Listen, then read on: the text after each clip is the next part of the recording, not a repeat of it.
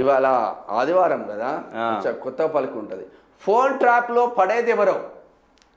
Telephone tapping వ్యవహారం ఇప్పుడు ఉభయ తెలుగు రాష్ట్రాల్లో కాకరేపుతుంది. ప్రత్యర్థులను కట్టడి చేయడానికి కేసీఆర్ ప్రభుత్వం ఫోన్ ట్యాపింగ్ బ్రహ్మాస్త్రంగా వాడుకుంది. ఫోన్ ట్యాపింగ్ ఆధారంగానే కేసీఆర్ ఒకప్పుడు హరీష్ ఈటలను పక్కన పెట్టారు. ఏపీ రాజకీయాలను శాసించడానికి కూడా కేసీఆర్ ఈ అస్త్రాన్నే ఎంచుకున్నారు. చంద్రబాబు సీఎంగా ఉన్నప్పుడు కూడా 2019 ఎన్నికల్లో ఆయనకు హైదరాబాద్ నుంచి నిధులు అందకుండా కట్టడి చేశారు. షర్మిల ఫోన్లతో పాటు ఆమె అనుయాయుల ఫోన్లను ట్యాప్ చేసి తన ఆప్త మిత్రుడైన జగన్ రెడ్డికి ఆ వివరాలు అందించారు.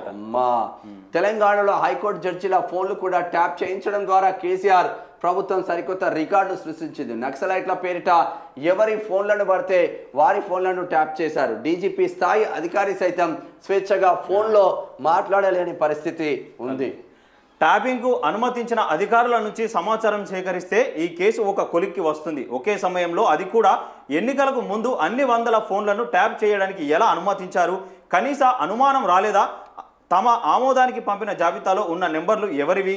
కనీసం ఆరా తీశారా అని సంబంధిత అధికారులను ప్రశ్నించిన సమాధానాలు రాబడితే తెర వెనుక శక్తులు బయటకు రాక తప్పదట. కానీ వస్తారా? తెలంగాణ ప్రభుత్వం జరిపిస్తున్న దర్యాప్తులో కేసీఆర్ పాత్రకు సంబంధించిన ఆధారాలు లభిస్తాయా లేదా అన్నది వేచి చూడాలి.